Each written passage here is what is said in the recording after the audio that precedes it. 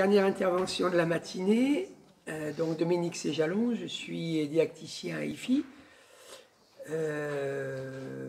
Pour faire plaisir à Alain, à Manianel, elle n'est pas là, elle est partie, et à Christian qui vient de nous prendre.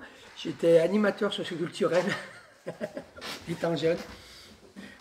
Après, j'ai été éducateur, surtout éducateur de rue, travaillé dans la rue, et après psychanalyste.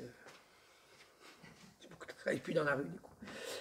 Donc on va essayer d'aborder aujourd'hui, enfin là, rapidement, parce que j'ai pas le temps, on m'a dit que j'avais 13 minutes, la psychophanie. Est-ce que la psychophanie est art thérapeutique? Il y a beaucoup de mots compliqués à la fin. Alors, comme on a dit depuis ce matin, ben, c'est bien de préparer les trucs, j'ai préparé quelque chose, mais je vais commencer par quelque chose que je n'avais pas prévu de commencer. S'il vous plaît, Valérie. Il n'y a plus rien, si. J'ai une conférence, hein, les Esséniens de Jésus à nous. C'est pas tellement les Esséniens de Jésus à nous qui est intéressant. Ah ben oui, tiens, du coup, je fais le lien. Mais la densification de l'humanité, très intéressant, c'est quatre. Je ne voulais pas commencer du tout comme ça, hein, mais c'est 4 représentations d'êtres humains. Là, on pourrait dire que c'est de l'art brut, l'art primaire, l'art africain, l'art premier, enfin je ne sais pas comment on dit. Et là, c'est la Haute-Égypte. Donc il y a déjà un homme, une femme. Là, c'est indifférencié. Hein. Un homme, une femme. Là, je ne sais plus quel empereur c'est. C'est pas... c'est pas César, c'est Marc Aurèle. Et Christ. C'est à peu près la même époque. En fait, la représentation là de l'homme, elle est globale. C'est-à-dire que l'homme n'a pas été... Ce mouvement de l'art à cette époque était une ouverture, si on peut dire. Et petit à petit, ben, ça s'est différencié. Ça s'est de plus en plus densifié. Comme si, on va le dire comme ça, en plus on est chez les Esséniens, on peut y aller, comme si l'âme qui s'incarnait, plus on rentrait dans le temps, plus elle venait se densifier dans la matière. Jusqu'à, c'est Marc Aurèle, qui dit Dieu, c'est moi.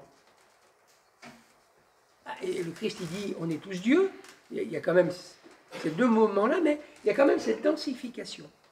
Je suis à l'intérieur du tout, j'appartiens à ce tout, donc je ne suis pas vraiment délimité, je suis bien matière, mais cette matière, elle est quand même en lien avec le reste.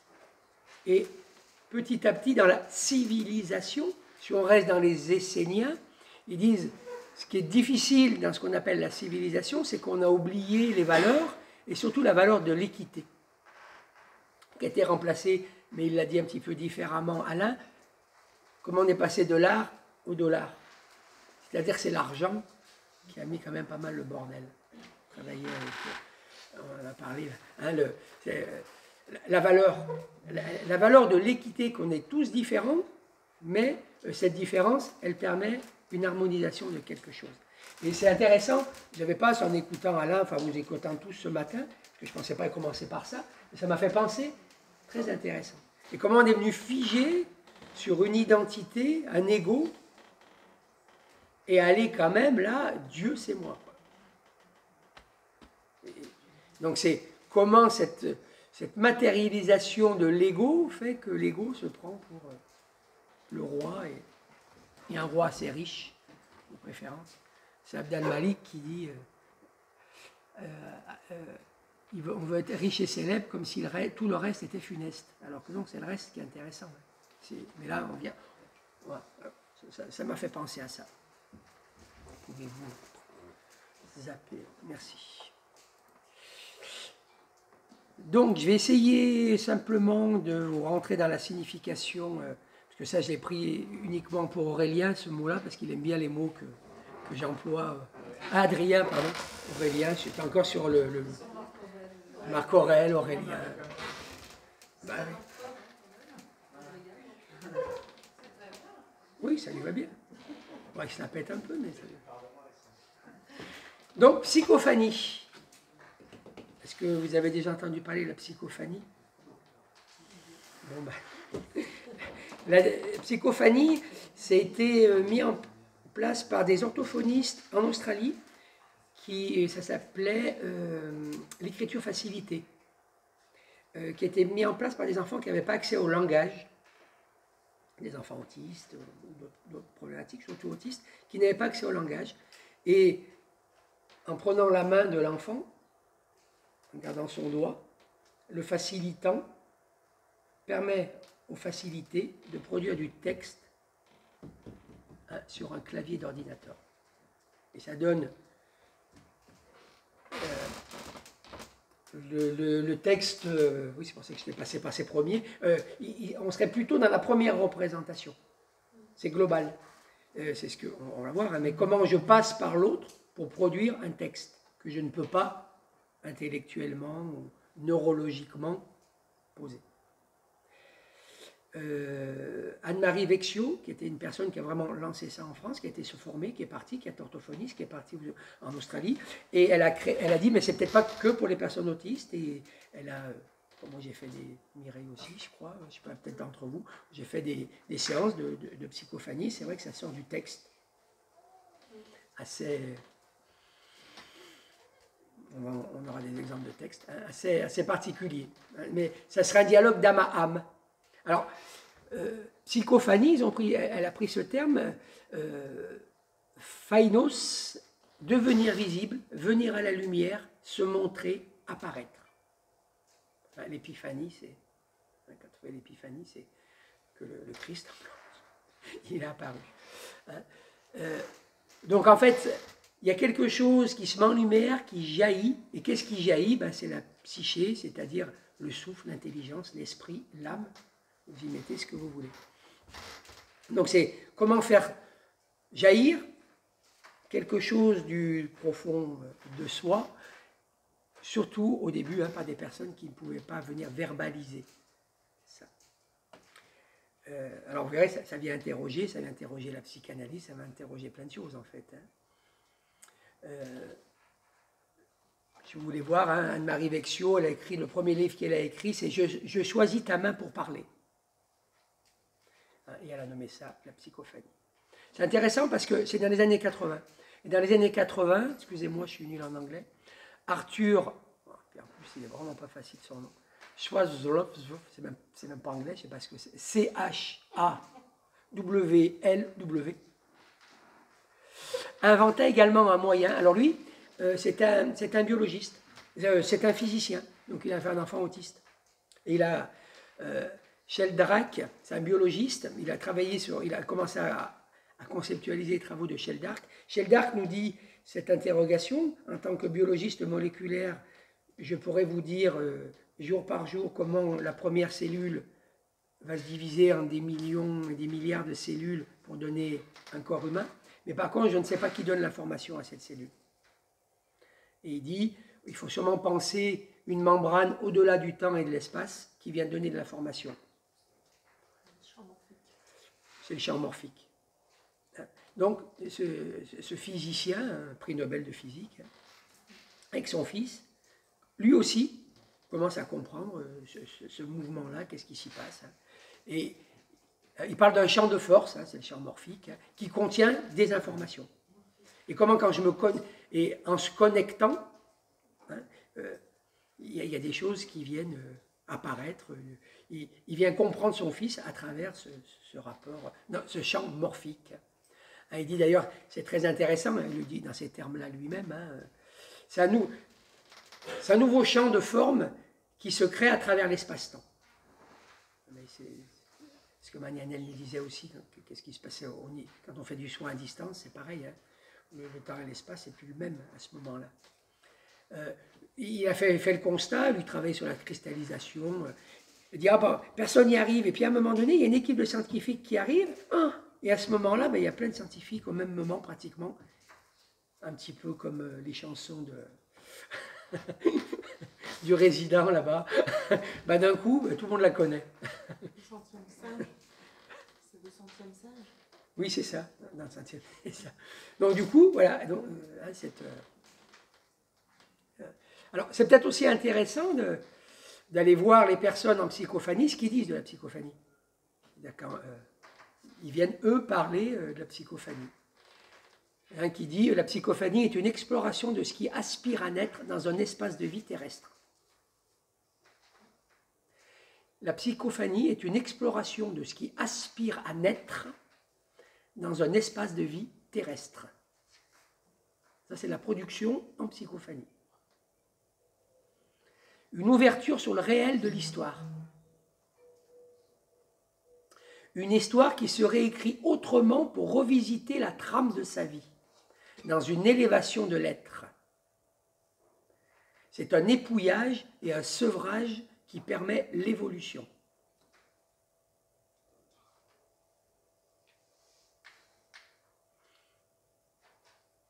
C'est, comment vous dire, l'impression ça va toujours chercher dans le texte qui est produit quelque chose de l'ordre de l'essentiel,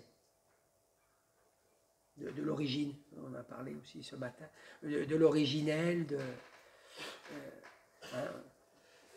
j'étais passé, mais la physique actuelle, il y a un physicien que vous connaissez, parce qu'on cite souvent ceux qui sont à l'Institut, Guillemont, hein, qui parle d'une physique informationnelle, comment l'information vient, ce champ-là, morphique, à travers ce champ. Ransford, qui voit dans chaque atome de la protoconscience. Donc c'est la mise en forme, la psychophanie, comme si c'était pratiquement une... Là, on est dans la théorie, comme si la psychophanie était presque la pratique de ce concept que tout intercommunique au niveau de l'atome, mais il faut bien quand même essayer, tenter de se connecter, et ça vient produire, hein, je parlais, une forme clinique de cette rencontre d'inconscient à inconscient. Là, ça nous donne du matériel. Et c'est très intéressant parce qu'elle vient croiser la psychanalyse, la quantique, le spirituel, tout ce qu'on peut y mettre dedans. Comme si ça venait aussi parler différemment, pour ceux qui ont entendu ça au niveau de la psychanalyse, du ça. Freud nous dit cette phrase qu'au commencement était le ça. Le ça, on peut remplacer par l'inné, parce que nous sommes véritablement. Il l'a piqué à un gars qui s'appelait Grodek, qui est un premier somatologue. Ouais. Et Grodek, il parle du Dieu, sa nature. Ce quantum énergétique qu'on partage tous, mais qui, au moment de l'incarnation, il y a quand même une partie en nous. Si on partage tous quelque chose de commun, on est nous, mais dans ce soi, c'est l'hypothèse que je lance, dans ce soi, il y a un soi qui est à l'intérieur, et un soi qui vient aussi, c'est pour ça que c'est intéressant cette première représentation, on voit dans les arts premiers et bruts qu'il y a aussi du lien sur l'extérieur. C'est-à-dire que on se déségoïse peut-être à un moment donné, et dans se laisser tomber l'ego, il y a quelque chose qui vient ouvrir une rencontre à l'autre, qui passe peut-être moins par le mental, mais qui reste dans ce pulsionnel. Le ça, pour rester dans l'artistique, le ça chez Freud, c'est ce qui crée. Je dis toujours cette phrase, on n'est pas sûr qu'elle soit de lui, mais on va dire qu'elle est de lui. Quand Picasso dit « je ne cherche pas, je trouve », c'est qu'il vient se connecter sur ce ça. Mais on voit bien que c'est pas... C'est lui qui dit « j'ai mis toute ma vie, j'ai mis 3 ans pour peindre comme Botticelli, mais j'ai mis toute ma vie pour peindre comme un enfant de 3 ans ». À entendre cet enfant de 3 ans, il est bien sur son inné. Et bien après, où on perd quelque chose, puisqu'il va falloir rationaliser même l'art, parce que la maîtresse, elle va nous dire, il faut faire le dessin comme ça, puis après le prof de... Fais ce que tu veux, mais enfin quand même, il faut que ce soit comme ça. Merde. Donc sois toi, mais pas trop quand même. C'est cette double injonction. Fais épanouir ton ça, mais quand même reste dans une règle. Et si la règle est trop forte, le ça, c'est peu grave. Donc, comme si la psychophanie permettait cette ouverture. Je ne voulais pas l'amener comme ça, mais j'essaie de le laisser en lien avec ce qu'on a travaillé depuis tout à l'heure. Et ce qu'on a aussi vu, ce que vous avez permis de voir tous les trois aussi, c'est il y a bien de l'autre là-dedans. Dans la psychophanie, il y a moi, et facilitant, et les facilitateurs. On est deux. C'est pour ça que je l'ai nommé comme ça. De l'autre, c'est Lacanien, mais je vais vous simplifier Jacques Lacan. Je vais dire pour le même prix, mais comme c'est gratuit. Jacques Lacan parle de l'autre avec un petit A et de l'autre avec un grand A.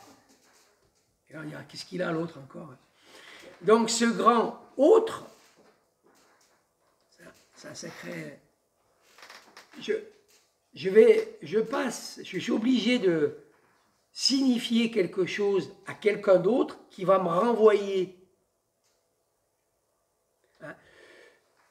Je signifie quelque chose à l'autre, même dans le babillage de l'enfant, il va, même si ce n'est pas construit intellectuellement dans des mots, il va bien signifier quelque chose à la mère, qui lui va lui retourner son signifiant en lui donnant quelque chose, en mettant forme.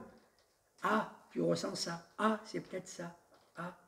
Elle ne sait pas tout la mère, mais elle vient mettre en forme ceci, c'est ce qu'on va appeler le signifiant. Et ce signifiant, l'enfant va le reprendre en lui pour commencer à s'inscrire du côté du sujet, qui sera toujours barré, etc. etc. Mais... Donc du coup, je signifie quelque chose que je n'arrive pas à comprendre, et j'ai besoin de l'autre pour qu'il me fasse ce retour-là. D'accord? Ça, c'est un petit autre, mais qui est pris dans un grand autre. Pourquoi? Parce que on va redonner à l'autre par le biais du langage. N'oubliez pas, c'est des enfants, au début, qui n'ont pas accès au langage. Ils passent par l'autre, le facilitateur, pour avoir du langage. Mais l'autre, si l'autre c'est moi, le langage, il existait avant moi. C'est-à-dire que moi, et nous tous, on porte quelque chose qui est bien avant nous. Et c'est dans ce foutu grand autre pour Lacan. C'est-à-dire que l'autre, c'est celui qui n'est pas pareil que moi, mais l'autre, c'est celui qui partage avec moi quelque chose de plus grand, mais qui me permet de venir le comprendre. Essayez de faire le plus simple possible. C'est ce qui se passe en psychophanie, en fait. Je ne sais pas s'ils l'ont travaillé, mais je vais passer par l'autre, parce qu'il a un corps, il a une résonance, et c'est ce que vous avez tout travaillé, c'est ce que travaillé Magnanel. Je passe par le corps de l'autre aussi pour exister. C'est vraiment très intéressant de trouver qui...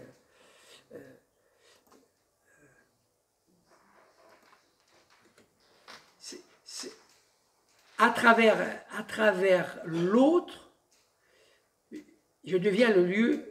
L'autre devient le lieu de ma parole. C'est ça qui s'y passe en psychophanie. J'allais dire, c'est quand même fou que les psychanalystes, il faudrait qu'ils allaient voir, hein, parce que c'est quand même très intéressant, parce que c'est vraiment une théorie lacanienne, là, qui est presque étalée. D'ailleurs, il y a quand même quelques psychanalystes et psychologues qui sont intéressés. Il faudrait, un psychanalyste, il vient dire la grâce de l'autre. Alors, il avait écrit avec un petit A, mais moi, j'ai mis quand même foutu un grand A parce que je trouve que c'est vraiment la grâce de cette compréhension. Il y a quelque chose qui échappe dans la compréhension. C'est pas grave. Je crois que c'est ce que Alain aussi disait. Il faut accepter que ça échappe. Parce que si ça échappe, l'autre vient y mettre un sens.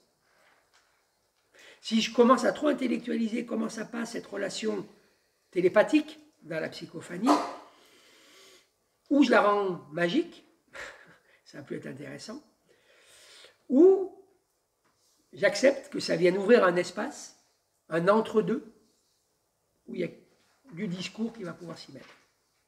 Du discours qui va me dépasser. C'est un corps à corps facilitant, facilité. Une communication inconsciente, inconsciente. Un passeur d'informations.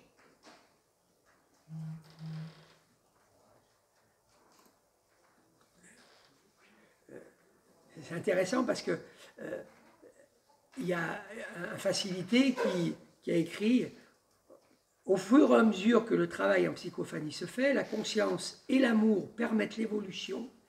L'être sort de la gangue de la matière. » Alors je me suis dit, tiens, c'est intéressant parce que je me suis dit, une forme de passage de la gangue à la langue. C'est intéressant. Je sors de cette matière qui m'emprisonne par la langue, par la symbolique de la langue, à travers le corps de l'autre. Du corps à l'âme. Du corps conscient, du corps de l'inconscient, du moi au ça. On pourrait travailler toute la journée sur cette psychophanie. Et je me suis dit, alors, est-ce que c'est loin de l'analyse? Est-ce qu'on psychophanerait zéro? Là, vous avez marqué 250 points au Scrabble. En psychanalyse. Alors, je suis passé par quelqu'un qu'on aime bien en ce moment, qu'on aime bien, le gars qui se prend pas, que j'aime bien en ce moment. Il y a une ou deux personnes qui travaillent aussi dessus, c'est pour ça. Nasio, comme psychanalyste, il va le dire aussi de cette façon-là. Il dit « L'analyse devient progressivement et insensiblement le destinataire du symptôme. Plus j'explique la cause de ma souffrance, plus celui qui m'écoute devient l'autre de mon symptôme. Le symptôme appelle et inclut la présence du psychanalyste. » Oui, parce que le corps du psychanalyste devient révélateur de mon symptôme. Alors, c'est intéressant parce qu'on voit bien que ce corps en psychanalyse de l'inconscient, il n'est pas individuel. Les partenaires sont des désindividués et ils forment une coproduction de quelque chose à ce moment-là. Ça se passe en fait dans la cure. J'ai besoin d'aller signifier quelque chose dans le corps de l'autre pour que ça me ramène. C'est pour ça qu'on parlera toujours, nous, du corps à IFI. C'est juste l'introduction d'IFI encore. Mais pas simplement celui-là. On ne pourrait pas... L'entrelacement tissé entre les deux partenaires, c'est ce que je pense, je ne dis pas que c'est vrai, pourrait renvoyer à une co-incarnation. Il y a bien quelque chose à ce moment-là, mais Manianel l'a dit aussi, puis vous le verrez demain pour ceux qui sont là, dans les récupérer les bouddhas dans le chamanisme, je viens réintégrer quelque chose de moi, mettre en forme, en sens, en conscience quelque chose, même si je ne le comprends pas intellectuellement tout de suite. Mais ce qui est intéressant, et c'est ce que je pense aussi Alain voulait dire, c'est que ça échappe. C'est ça le lâcher. Comment, à un moment donné, dans une séance, il y a quelque chose qui s'y passe, mais qui échappe. C'est pas trop dur pour le facilitant ou l'analysant que ça échappe. Ce qui est emmerdant, c'est pour le facilitateur ou le thérapeute ou le psychanalyste. Parce qu'il faut accepter que ça échappe pour que l'autre puisse, ça s'échappe de moi pour que l'autre il puisse se rapproprier quelque chose, mais qui est de lui en fait. Je ne vais pas vous amener trop dans le... Mais c'est cette mouvance-là, cette interaction-là. Je viens parce que des moments je passe par ce qui était produit en psychophanie. Une autre personne écrit « C'est un écrit créateur qui nous ramène au plus profond de notre chair, de notre corps lui-même. Et le corps semble constituer un texte rivé à l'histoire de notre propre création. » Donc, on est recréation, co-création, co-pensée, co-transfert. Parce que là, la psychanalyse va dire « Oh là là, mais c'est bien gentil ce... » D'ailleurs, Lacan le dit, Lacan dit que le transfert, c'est un pataquès. Mais là, on y est dans le pataquès. Alors du coup, qu'est-ce qu'il est de moi, qu'est-ce qu'il est de pas moi dans cette histoire-là? C'est pour ça que je vous l'ai dit, faut se déprendre qu'il y a quelque chose de magique. Ou alors, bon, j'aime bien, donc je vais le redire tout le temps, la magie, c'est quand la magie, on est bien d'accord. Donc là, il y a bien de l'âme qui agit, Il y a bien les deux âmes des deux personnes qui sont là, mais ce n'est pas une magie hallucinatoire. Il y a quelque chose qui s'y passe dans cette rencontre, qui me dépasse. En fait, le dispositif, il devient tiers. Je pense qu'il faut prendre ce dispositif de l'écriture comme tiers. Et ça vient couper quelque chose, pour vous le simplifier, entre ce que vous avez tous travaillé ce matin-là, comment je viens booster mon imaginaire. Mais attention, l'imaginaire, ce n'est pas du fantasmatique. L'imaginaire n'est pas du fantasmatique. L'imaginaire, il y a quelque chose qui va se créer dans le réel. Le fantasme, il n'y aurait jamais rien qui s'y passe. Quand on vient booster son imaginaire, même en séance, même en tant qu'analyste, puisqu'on ne le dit pas, ou très peu, dans certaines écoles, nous l'a transmis comme ça, on peut s'autoriser à venir faire booster son imaginaire sur une séance. Si on l'a mis dans un cadre particulier, qui est une séance, ou qui est une séance de psychophanie, parce qu'il y a le cadre symbolique qui vient protéger quelque chose. Et pas le cadre social qui nous fait croire que c'est du symbole. C'est pas du vrai symbole, ça. Hein? Le symbole, c'est quelque chose qui vient protéger l'autre dans une limitation. Oui, c'est pour ça que dans cet espace-là, on peut aller sur, c'est ce que je vous ai dit, hein, c'est peut-être ce soi, ce ça, appelez-le comme vous voulez, qui vient émerger. Hein? La psychanalyse anglo-saxonne parle de faux self ou de vrai self. Comme si on se convoquait tous les deux sur du vrai self. Alors il y a ma partie de vrai self qui est à moi, la sienne, puis il y a bien quelque chose où ça communique là. Et ça crée un espace où le discours peut venir s'inscrire. Qu'est-ce que ça serait intéressant d'aller voir avec les facilitateurs ou les facilitants. Il y a une partie d'eux qui doit être projetée aussi là-dedans. Mais elle est projetée dans un espace qui fait du sens pour celui qui n'est pas capacitaire à venir parler. Moi, je le dis souvent aux élèves analystes, ou même à des moments sur certains analysants, des moments, je leur dis, mais oh là, je veux pas être en projection, je parle de moi. Mais en fait, dans la séance ou dans le cours, je viens conscientiser quelque chose qui était simplement intellect, et là, j'en prends conscience. Mais parce que l'autre est en train de conscientiser quelque chose. Donc, pouf, c'est ça qui est posé.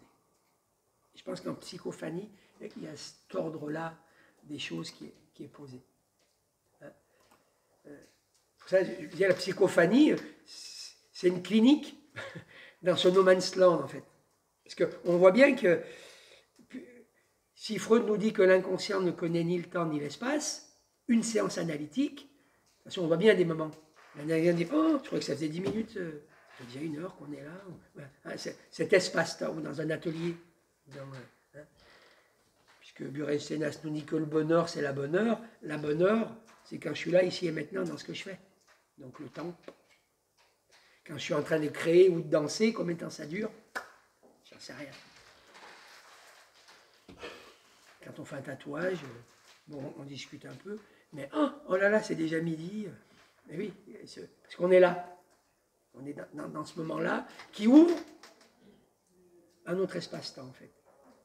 Pas aller trop loin, mais hein, c'est cet intermédiaire, en fait. Où est l'inconscient? Et où aussi la créativité. Donc la psychophanie a été prise aussi sur un axe de créativité. Donc ça produit du texte. Et puis, je vais aller vite, parce que vous avez tout compris ce que je voulais vous faire toucher du doigt. Et puis, juste pour l'anecdote, on voit bien que là aussi, on est bien l'homme dans ces 3 dimensions-là, corps, âme et esprit, autrement ça ne marcherait pas. C'est ce corps physique, parce que le corps de l'autre, ben c'est son corps, c'est pas le mien. Il y a qu'est-ce qu'on vient partager dans cette âme, quand ces âmes se rencontrent, ça ouvre encore un espace plus grand qui est l'esprit. C'est comme ça que ça marche, à quelque part. Parce que, on parlait que ça peut nous ouvrir sur la spiritualité, mais on est en plein hermétisme, en pleine alchimie, sur cette tripartition de l'être. Et on est vraiment sur l'être. Et l'être, ce n'est pas de l'intelligence. Ce n'est pas de la cognition. J'ai absolument rien contre les neurosciences. Sauf que des moments, ils font des expériences, des trucs. Ouais, mais on le savait déjà, quoi. Arrêtez. Mais ils ont fait quand même 5 ans d'expérience dessus. Bon, je rigole. C'est très bien. C'est pas une intelligence au sens cognitif. Dolto avait dit cette phrase qui m'avait... Elle dit, il y a de l'intelligence supérieure, il y a de l'intelligence normale et il y a de l'intelligence débile. Ben, c'est ça. Et cette intelligence-là, c'est pas le QI. C'est pas ça. André Studley, pour la nommer, maman, fondatrice de l'association Trèfle à 4 feuilles, basée sur le principe suivant, le moi de la personne handicapée est intact, seul l'instrument est atteint. Hein, entendre le moi je dirais son âme ou l'esprit ou sa psyché. Hein, voilà, donc, le cerveau qui n'est qu'un organe dysfonctionne, mais c'est là. C'est là. C'est ce que vous dites quand vous travaillez dans le handicap. Puis eux, c'est tout de suite là. Vous n'avez pas besoin de tricher, vous n'avez pas besoin de jouer un rôle. Vous êtes là, ça s'ouvre. C'est comme ça, puisque c'est là. Hein, oui, alors le moi j'aurais mis le soi, l'âme, etc. Donc on peut parler d'une co-création. En fait, j'étais dans une masse. Une masse, c'est vraiment des personnes polyhandicapées. Vraiment le respect pour travailler avec eux. Je n'aurais pas le courage, mais une équipe, vraiment des personnes très lourdes à prise en charge. Et je vois pendant la supervision des tableaux. Et je dis, mais c'est qui a fait ces tableaux? Et une éduque et une infirmière disent, c'est nous. Je dis, mais c'est pas vous, c'est pas possible. Elle dit, on a fait un groupe. Mais bon, vous savez, ils ne peuvent pas prendre, ils ne peuvent pas faire, eux. Donc on a fait. Mais je leur ai dit, vous avez fait, comme il y avait une ou deux qui parlaient, j'ai dit, vous avez fait la psychophanie artistique, quoi. Alors, je crois que c'est l'éduc, elle n'a jamais voulu lâcher, et l'infirmière a lâché tout de suite. J'aurais dit, mais c'était torturé, vous n'aurez pas produit ça, vous. Vous l'avez produit parce qu'à ce moment-là, dans le groupe, vous avez capté quelque chose et vous avez projeté ça. Ils ont bien co-créé. Voilà. Pour ça, il y a quand même pas mal de... Et je me suis repensé là sur l'art. J'ai repensé en faisant ça. Donc, Catherine Donnet, qui est une peintre thérapeute, elle est dans une classe avec Alexandre, 17 ans, autiste, il se balançait sur sa chaise, les yeux grands ouverts, voilà. Je m'approche de lui, prends sa main dans la mienne en lui faisant tenir le pinceau entre les doigts. Comme on fait pour l'écriture facilitée. Quelle fut pas ma surprise de sentir sa présence pénétrer dans ma main et se diriger avec elle, sans hésitation, vers la palette des couleurs. Son regard restait fixé au plafond, et pourtant il choisissait très clairement ses teintes. Les posait délicatement sur le papier, apportait ses nuances. Ma main qui soutenait uniquement la sienne l'aidait à maintenir sa présence sans interruption et amenait sa conscience jusqu'au bout des doigts, jusqu'au bout du pinceau. Les bruits divers se sont tus, l'attention était totale, le bonheur c'est la bonheur, hein, totale, et un grand sourire éclairait son visage. C'est vrai, il ne regardait pas ce qu'il peignait avec ses yeux, il regardait autrement et avec une telle sensibilité. C'était vraiment l'artiste en lui qui s'exprimait, libéré pour un moment de son handicap. Enfin, moi, j'allais dire qu'il sublime son handicap, il ne s'en libère pas, en fait, puisqu'il y est dedans, c'est pas grave qu'il y soit dedans, mais elle l'exprime comme ça. Mais c'est ce que tu disais, Alain, c'est l'identité de ce que l'on est, en fait. De ce que l'on est, N''EST, et de ce que l'on est, NAIT, puisque c'est bien de ça qu'on vient causer.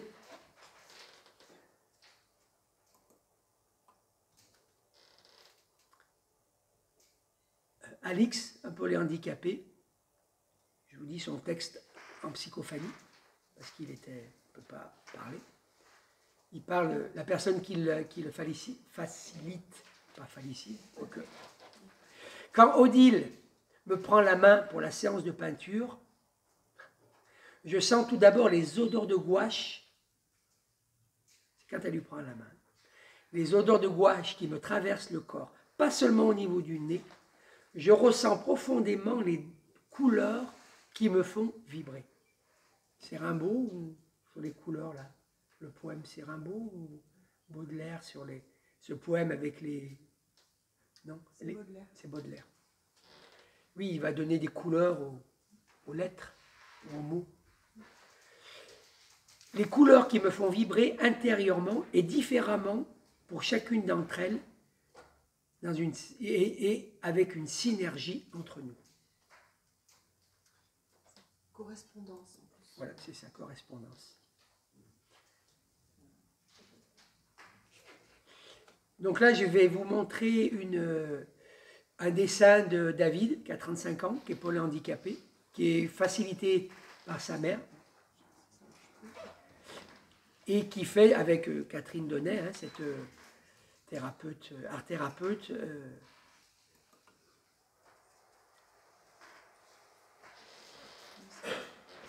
il chauffe.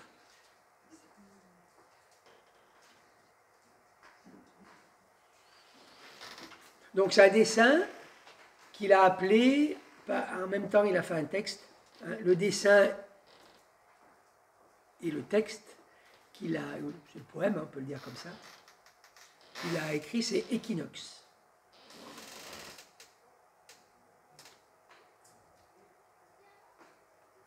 Donc Équinoxe.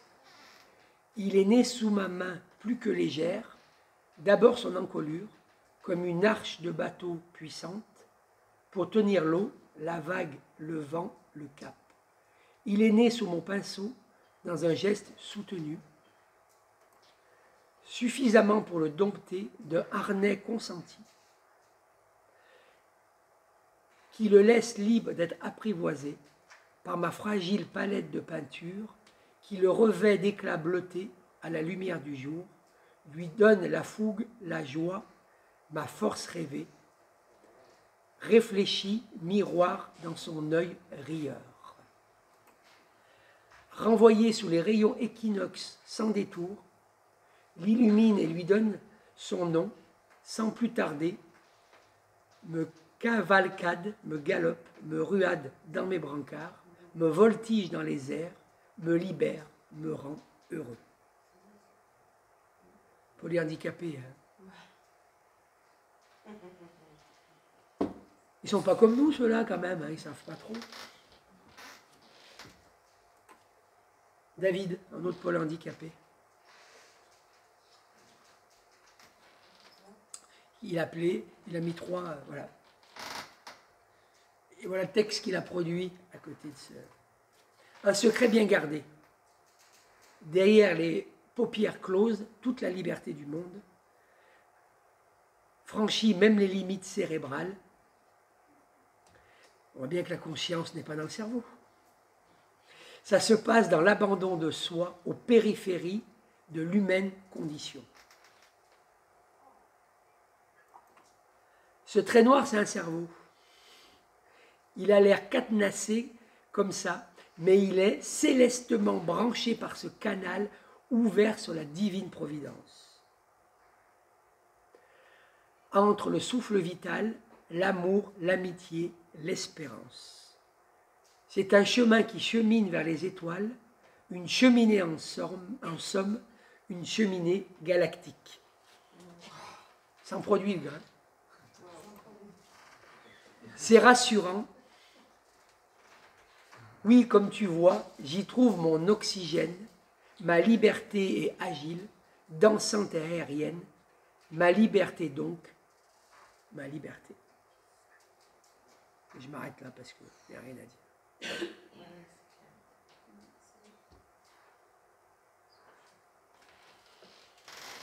Comme quoi, la conscience et la connaissance, que ceux qui ont des oreilles entendent et ceux qui ont des yeux voient. Si vous n'avez pas trop faim, vous avez des questions?